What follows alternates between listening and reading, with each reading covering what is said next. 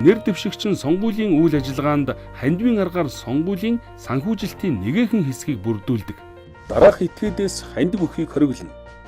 Гадаад улс буюу гадаадын байгууллага, хамтарсан байгууллагын гадаадын оролцогч, олон улсын байгууллага, төрийн болон нутгийн өөрөө удирдах байгууллага, гадаад улсын иргэн, харьяалалгүй хүн, 18 нас хүрээгүй хүн, төрийн болон орон нутгийн оролцоотой хуулийн этгээд, шүүхийн шийдвэрээр тогтоогдсон албан татврын өр төлбөртэй, дампуурсан банкны хугацаа хэтэрсэн зээлийн өртөө хуулийн этгээд, үйлдвэрчний эвлэл, шашны болон бусад төрийн бус байгууллага байгуулагдаад 1 жил болоогүй хуулийн этгээд зэрэг хандив өхийг хориглосон байна. Дээрх хандив өхийг хориглосон этгээд хандив өгсөн тохиолдолд хандив хүлээн авч байгаа этгээд хандивыг буцааж шилжүүлэх ёстой юм байна.